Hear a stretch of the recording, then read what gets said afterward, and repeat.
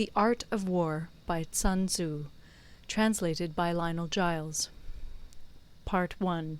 Laying Plans. Sun Tzu said, "The art of war is of vital importance to the state. It is a matter of life and death, a road either to safety or to ruin. Hence it is a subject of inquiry which can on no account be neglected. The art of war, then, is governed by 5 constant factors, to be taken into account in one's deliberations when seeking to determine the conditions obtaining in the field. These are 1. The moral law, 2. Heaven, 3. Earth, 4. The commander, 5. Method and discipline. The moral law causes the people to be in complete accord with their ruler, so that they will follow him regardless of their lives, undismayed by any danger. Heaven signifies night and day, cold and heat, times and seasons. Earth comprises distances, great and small, danger and security, open ground and narrow passes, the chances of life and death.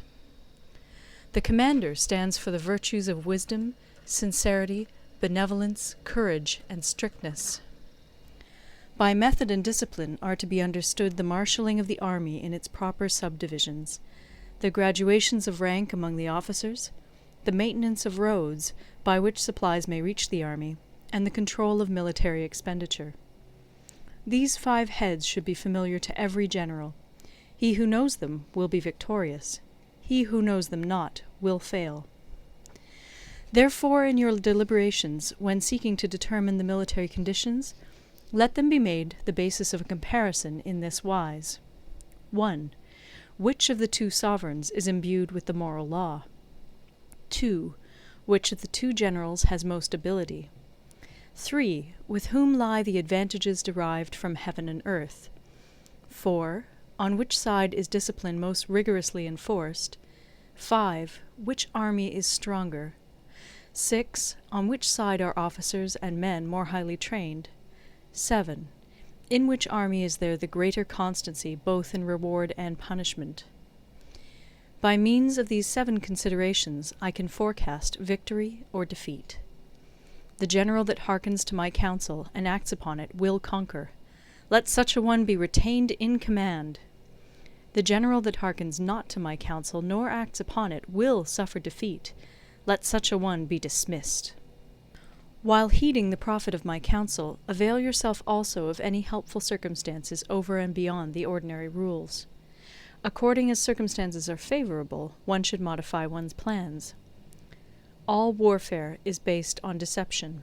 Hence, when able to attack, we must seem unable. When using our forces, we must seem inactive. When we are near, we must make the enemy believe we are far away. When far away, we must make him believe we are near. Hold out baits to entice the enemy, feign disorder, and crush him. If he is secure at all points, be prepared for him. If he is in superior strength, evade him. If your opponent is of choleric temper, seek to irritate him. Pretend to be weak, that he may grow arrogant. If he is taking his ease, give him no rest. If his forces are united, separate them. Attack him where he is unprepared. Appear where you are not expected. These military devices, leading to victory, must not be divulged beforehand. Now the general who wins a battle makes many calculations in his temple ere the battle is fought. The general who loses a battle makes but few calculations beforehand. Thus do many calculations lead to victory, and few calculations to defeat. How much more no calculation at all? It is by attention to this point that I can foresee who is likely to win or lose. End of Part 1. Part 2. Waging War. Sun Tzu said, "In the operations of war, where there are in the field 1,000 swift chariots, as many heavy chariots, and 100,000 mail-clad soldiers, with provisions enough to carry them 1,000 li, the expenditure at home and at the front, including entertainment of guests, small items such as glue and paint, and sums spent on chariots and armour, will reach the total of 1,000 ounces of silver per day. Such is the cost of raising an army of 100,000 men.